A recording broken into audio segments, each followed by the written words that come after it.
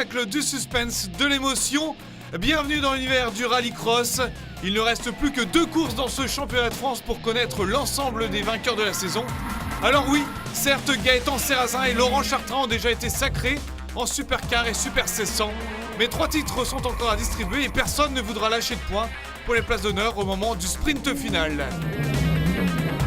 Sur le circuit de l'Ouest, à Dreux, chaque pilote est venu avec ambition et gourmandise. À Dreux, vous l'aurez compris, à quelques hectomètres de l'apaisante et majestueuse Chapelle Royale, le spectacle vaut le détour. Allez, c'est parti!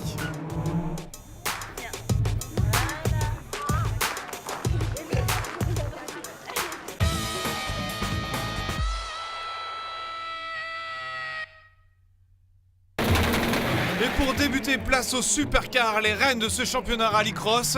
Si le championnat s'est joué à Mayenne avec le sacre de Gaëtan Serrazin, les autres pilotes veulent briller. Et dès la Superpole, Jérôme Grosset-Janin se met en évidence pour remporter les 3 points. Philippe Tolmer s'est imposé à Mayenne lors de la première manche. Et de nouveau, il se met en évidence en décrochant le 3e chrono de la Superpole. Il faudra compter sur le pilote Citroën. Entre ces deux-là, Gaëtan Serrazin, déjà champion de France, le Breton toujours assoiffé de victoire, prend le 2e temps de la Superpole. Il ne vient pas en région parisienne en touriste. On a l'impression d'être beaucoup plus décontracté, c'est pas pour ça qu'il faut faire les choses trop à la légère, mais c'est vrai qu'on n'a pas la même pression sur les épaules. Lors des qualifs, Serrazin va montrer qu'il est bien présent, 3e puis 4e des 2 premières manches de qualification. Le champion de France s'élancera de la 2e ligne, juste derrière les 3 hommes forts de ce début de week-end. Parmi eux, sur la première ligne, on retrouve Samuel Peu. Peu démontre qu'il est bien de retour après son podium de Mayenne. Continuer sur cette lancée, refaire au moins un podium ce week-end, ça serait super pour toute l'équipe parce qu'on a vraiment beaucoup galéré cette année, je trouve. Et là, j'ai un peu loupé ma Superpole, j'ai fait une petite erreur qui me met 3e sur la grille, mais j'espère rectifier ça avec le tour joker lors de la manche. Pour accompagner Samuel Peu sur la première ligne, on retrouvera Philippe Tolmer et surtout Jérôme Grosset-Janin qui signe la pole après 2 victoires probantes en première et 2e manche.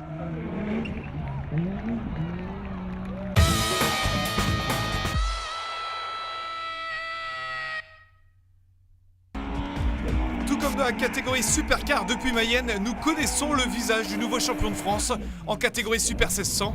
Il s'agit de Laurent Chartrain. Le pilote Citroën veut lui aussi montrer qu'il n'a pas décroché le titre par hasard. Pourtant, le début de week-end est compliqué pour le pilote Citroën. Absent pour la Superpole, il se bat en qualif et partira en 2e ligne.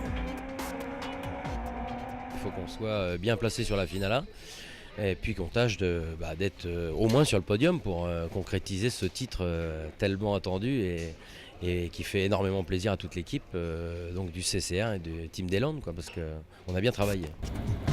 Niveau concurrence, Chartrain devra de nouveau se méfier d'Adeline Sangnier.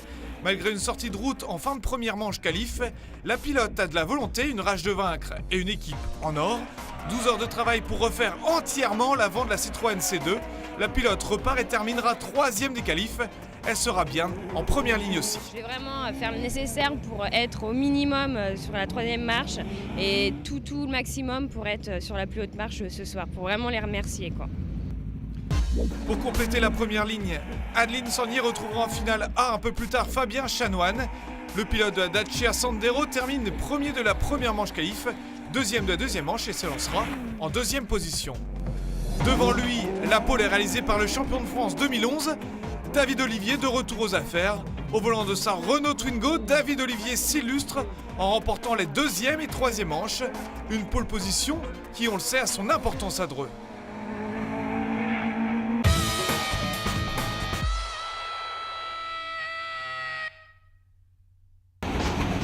S'il y a bien une catégorie où le suspense est total, c'est bien la division 3, avec un duel à distance entre Christophe Saunois et Marc Maurice. 11 points les séparent avant Dreux, et l'écart va de nouveau se réduire. Maurice ne décroche que le 4e temps de la Superpole et ne marque aucun point. Il devra réagir. Des points de la Superpole empochés par Florent Benuno, 3e temps. Jonathan Paillet qui réalise le 2e chrono. Et bien évidemment Christophe Saunois qui ne se prive pas de prendre les 3 points importants en décrochant le meilleur temps. il me faut tout donner. Comment ce matin j'avais 11 points d'écart, en gagnant la Super Pole, je reviens à 8, tout est jouable, il reste 2 courses, dont ce week-end, faut que je sois devant de marque, il n'y a pas de souci. Mayenne, je perds un peu de moins, ma boîte était bloquée en 3, j'avais plus de 4e vitesse, mais je sauve les meubles, je lui reprends un point. Bon là, il y en a 8 encore à récupérer. En trouble fête ce week-end, toujours dans les bons coups, Florent Béduno joue parfaitement son rôle tout au long des manches qualificatives. Il s'élancera de la première ligne en 3e position avec l'envie de déjouer les pronostics sur sa très performante et sympathique Austin Mini. Car le duel aura bien lieu entre les 2 premiers du général. En leader, Marc Maurice a réagi après sa déconvenue de la Super Pole. Il remporte la 3e manche qualif et s'élancera en 2e position. J'ai pris 3 points sur la Super Pole, donc maintenant il m'en reste 8. Donc non, j'ai pas trop bien roulé, j'espère que ça va aller mieux dans les manches. Et puis ça va surtout jouer aussi à la finale demain, hein, puisque il y a aussi les points à distribuer c'est demain soir, donc on verra demain soir où on en est. La pole position, vous l'aurez compris, est pour Christophe Saunois. Intraitable en ce début de week-end, le champenois remporte les 2 premières manches qualif. Saunois n'a plus qu'une idée en tête, l'emporter en finale pour grappiller de nouveaux points à son rival. C'est un circuit que j'aime bien, il m'a toujours bien souri, ça a toujours bien marché. J'ai déjà gagné ici et puis je compte gagner demain soir.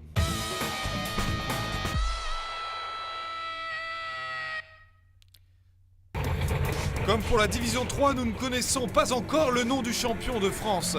D4, le suspense reste entier avant Dreux entre le leader David Vincent, le voilà, et son dauphin Sébastien Leferrand. 12 points séparent encore les 2 pilotes. 2 pilotes décevants ce début de week-end. Il laisse la couverture à Jimmy Terpero. Au volant de son Audi A3, Terpero, 3e au général, réalise une belle fin de saison et le montre de nouveau à Dreux en réalisant la Super Pole.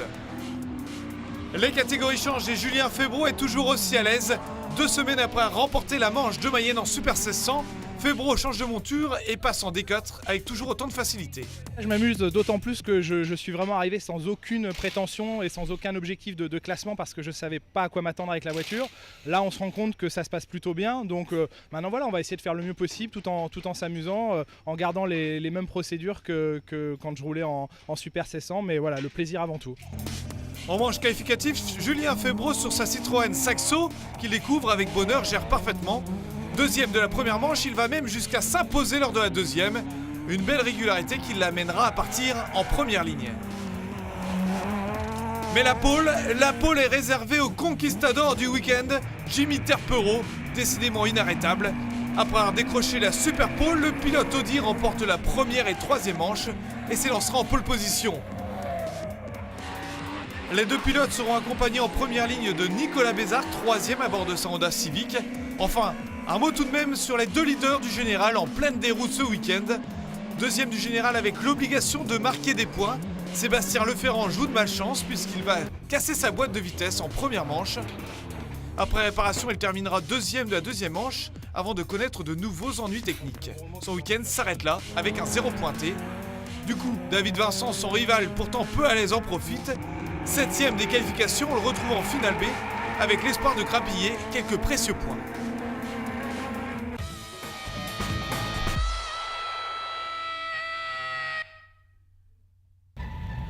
Un seul objectif ce week-end pour Fabien Grosset-Janin, terminer le travail. Le pilote de Salanches est largement leader de la Coupe Logan et il ne lui reste plus que quelques points à venir chercher pour s'adjuger le titre. Cela passe par une bonne Super Pole et d'entrée le Savoyard s'adjuge le 2e temps. 2 points de plus au compteur et un titre qui semble ne plus pouvoir lui échapper. Je vais quand même essayer de gagner ce week-end parce que ça fait 2 courses que je suis plus trop dans le coup, donc ce serait bien de finir sur une victoire. Lors des manches de qualification, Fabien Grosset-Janin montre bien qu'il est le champion. Il s'impose en première et 2e manche et décroche facilement la pole position pour la finale. Pour l'accompagner en première ligne, on retrouvera tout à l'heure Ayrton Boris, l'homme fort de cette fin de saison avec 2 victoires lors des 2 dernières étapes. Le jeune pilote veut réaliser la passe de 3 et remporte la dernière manche qualif. Il partira 2e sur la grille. Enfin, pour les accompagner sur la première ligne, il faudra compter sur Vincent Jandot, régulier en qualif. Avec les 4e, 3e et 2e temps, le pilote monte en puissance.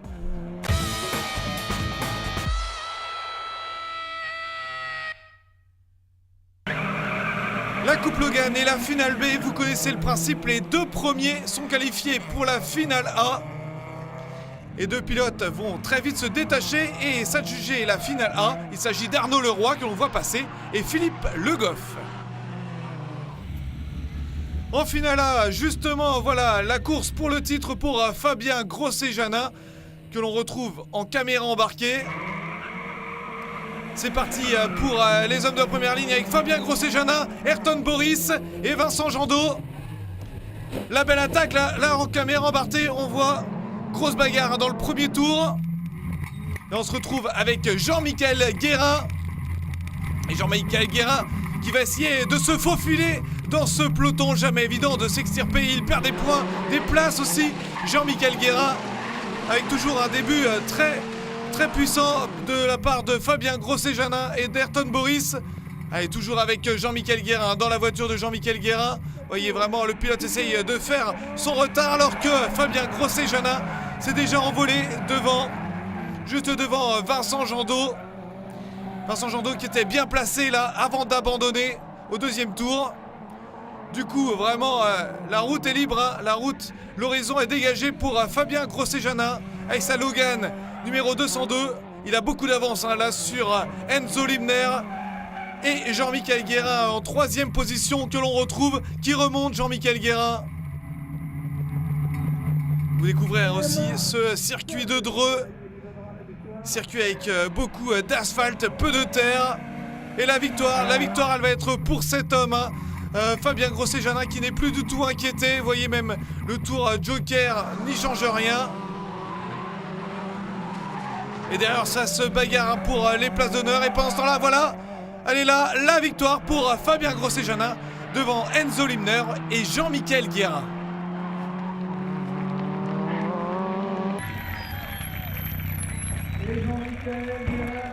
Le titre c'était fait. Je voulais la victoire ce week-end parce que c'est la dernière course en Logan, donc finir sur une bonne note. Les deux dernières courses, j'ai pas vraiment été dans le coup, donc j'avais vraiment envie de cette victoire ce week-end et j'ai tout fait pour l'avoir. Ça s'est plutôt bien terminé. Et voilà la belle victoire de Fabien Grosset-Janin qui remporte le titre de champion de France sur cette Coupe Logan devant Ayrton Boris et Jean-Michel Guérin.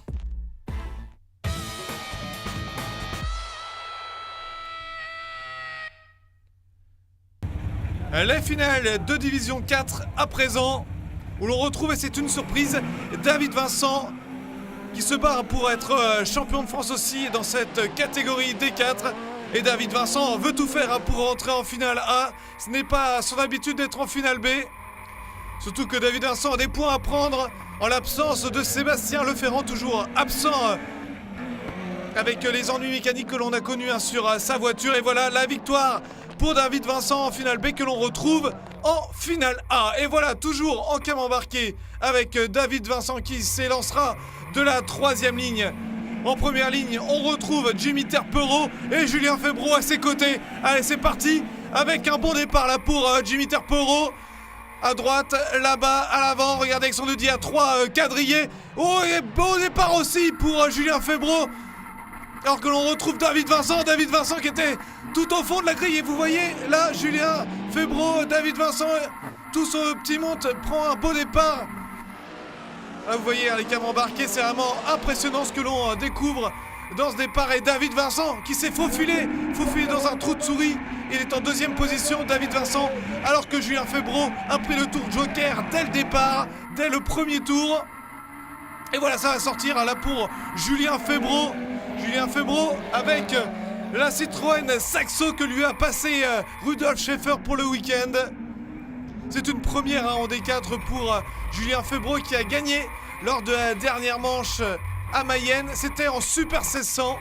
Et là, il s'illustre en D4 avec toujours le leader malmené là, Jimmy Terpereau. Attention, la lutte, ça se chauffe là avec Sébastien Guillemot qui n'a toujours pas pris son tour Joker. Et du coup, Sébastien Guillemot va prendre son tour Joker. Et voilà, Jimmy Terpereau va se retrouver seul en tête. Et Jimmy Terpereau va l'emporter devant Julien Febvreau et Nicolas Bézard. David Vincent, le futur champion de France, arrive en 5e position. Il va être lui aussi sacré. C'est ma deuxième victoire en rallycross après l'OEAC. Donc depuis que j'ai gagné l'OEAC, ça va beaucoup mieux. Alors c'est moi qui a dû changer quelque chose parce que la voiture elle n'a pas bougé. Donc Ah, c'est très bien. C'est un bon résultat parce que franchement je savais pas à quoi m'attendre. J'ai découvert la voiture hier matin en plein milieu des essais libres. Mais la voiture de Rudolf Schaffer est vraiment une excellente voiture, très saine. Donc j'ai pu tout de suite être en confiance. Je tiens vraiment à le remercier, lui et toute son équipe, que ce soit Dalus Développement, Boss Engineering, tous ses partenaires parce qu'ils m'ont permis de rouler ici. Et c'est un souvenir extraordinaire pour moi, un podium à Dreux en D4 après les victoires de Mayenne et l'essai, c'est super. Voilà la victoire à Dreux pour Jimmy Terporo et Julien Febro. Et surtout la victoire au général dans cette année 2012 pour David Vincent dans cette catégorie D4.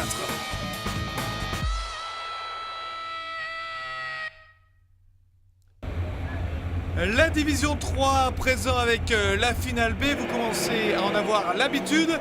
Et la première ligne avec Xavier Briffaut, Stéphane Dréan et Yannick Couillet. Et les positions ne vont pas beaucoup changer. Stéphane Dréan part tout de suite devant et il va se qualifier pour la finale A devant Xavier Briffaut.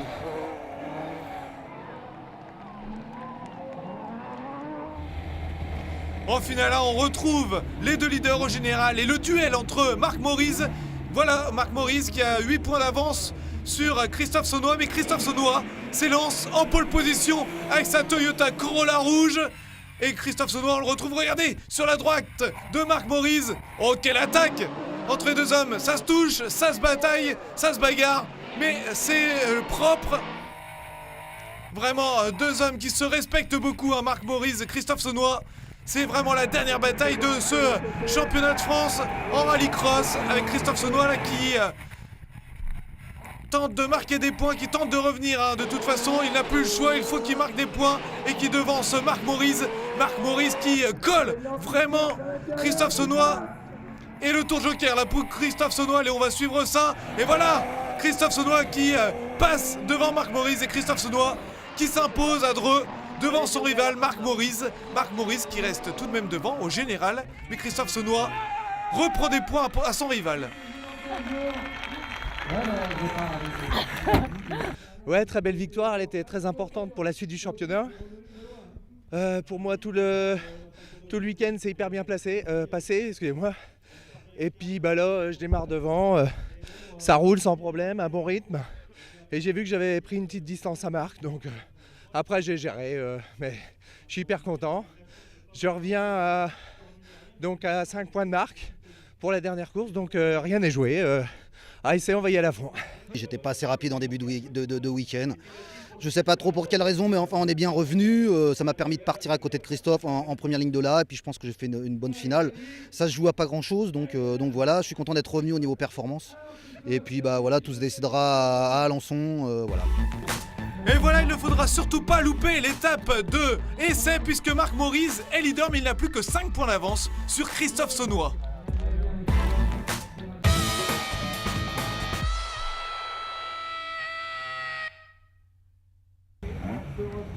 Et les Super 1600 à présent avec la finale B où l'on retrouve deux frères, Michael Martin et son frère Emmanuel Martin, les deux pilotes avec deux voitures différentes, hein, une Saxo pour Michael, une Peugeot 206 pour Emmanuel.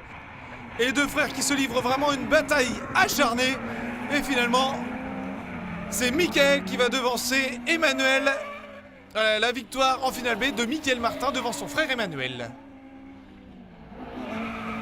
Et en finale 1, on retrouve tous les prétendants à la victoire, tous les hommes qui animent ce rallycross en Super 1600 et ces femmes aussi, puisqu'en première ligne, on retrouve David Olivier, Fabien Chanoine et Adeline Sangnier avec sa Citroën C2.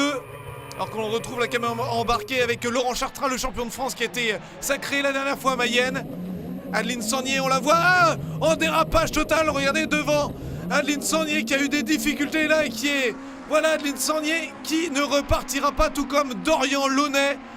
Les deux pilotes se sont accrochés et donc Dorian Launay et Adeline Sangnier en restent là. Ils ne repartiront pas. Alors que ça cravache devant, regardez Laurent Chartrain. En champion de France, il veut montrer qu'il n'a pas eu le titre par hasard, Laurent Chartrain. Et Laurent Chartrain qui attaque et qui se retrouve deuxième pour l'instant, Laurent Chartrain. Juste derrière, David Olivier, oh quelle attaque encore, vous voyez, à la sortie du tour de joker et Laurent Chartrain qui est passé juste devant Guillemette. Quelles sont belles ces courses en Super 1600 et ces courses en rallycross en général. Et finalement, la victoire va revenir à David Olivier, le champion de France 2011, qui s'impose devant Laurent Chartrain, le champion de France 2012. Vraiment un gros boulot de l'équipe et moi j'ai finalisé le travail. Effectivement, ça a bien roulé tout le week-end. Et là, vraiment une victoire qui fait vraiment du bien. Leur tour en fin de saison, gagner une course, j'y croyais pas. Donc, La victoire donc pour David Olivier. Et au classement général, vous voyez, Laurent Chartrain est déjà champion de France.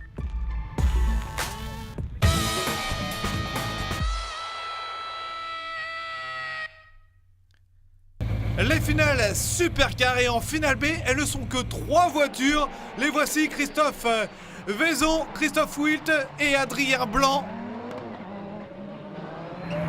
Ça va bien se bagarrer et au final, c'est Christophe Wilt et Alain Blanc qui vont se qualifier pour la finale A. La finale A justement avec la première ligne où l'on retrouve Jérôme Grosset-Janin, le grand frère de Fabien qui l'a emporté tout à l'heure en Coupe Logan, Philippe Tolmer et Samuel Peu. On voit la caméra embarquée installée dans la voiture de Gaëtan Serrazin, le champion de France. Il a été titré lui aussi à Mayenne, mais il ne veut rien lâcher. Regardez encore ce gros départ avec Samuel Peu en dérive. Samuel Peu qui s'accroche et Gaëtan Serrazin qui passe dans un trou de souris lui aussi. Gaëtan Serrazin à l'attaque. Il montre aussi qu'il n'a pas été champion de France par hasard. Gaëtan Serrazin toujours à l'attaque. Là on voit l'arrière, à l'arrière de ce qui se passe de la voiture de Gaëtan Serrazin. Regardez quel pilotage du Breton. Et devant Jérôme Grosset-Janin qui s'est déjà envolé. Jérôme Grosset-Janin avec dans son sillage Samuel Peu et la voiture endommagée là de Philippe Tolmer. Philippe Tolmer qui joue la 3e place, la 2e place même pour le classement général avec Jérôme Grosset-Janin. Et Philippe Tolmer qui va connaître bien des ennuis. Alors que Gaëtan Serrazin lui en profite. Regardez quelle leçon de pilotage là pour Gaëtan Serrazin devant Samuel Peu. Gaëtan Serrazin qui va finir 2e de cette course puisque l'homme devant ne lâchera rien. Il s'agit de Jérôme Grosset-Janin qui va remporter la course juste devant Gaëtan Serrazin et Samuel Peu. Une fois parti devant, je me suis concentré sur la piste et sur ce que j'avais devant moi et puis voilà quoi, donc c'est génial. C'est vrai que finir 5 à Mayenne la dernière fois, c'était un peu champion de France inaperçu. Là voilà, on est sur le podium, c'est le principal. La victoire donc à Dreux pour Jérôme Grosset-Janin et au général Gaëtan Serrazin est champion de France. Attention à la 2e place, ça va être très serré entre Jérôme Grosset-Janin et Philippe Tolmer. Voilà, ainsi se termine l'avant-dernière manche de la saison Rallycross disputée à Dreux. Rendez-vous à Essay pour la fin de saison les 13 et 14 octobre prochains. Un rendez-vous à ne pas manquer pour les derniers podiums de la saison et les résultats finaux. A très vite, ciao ciao.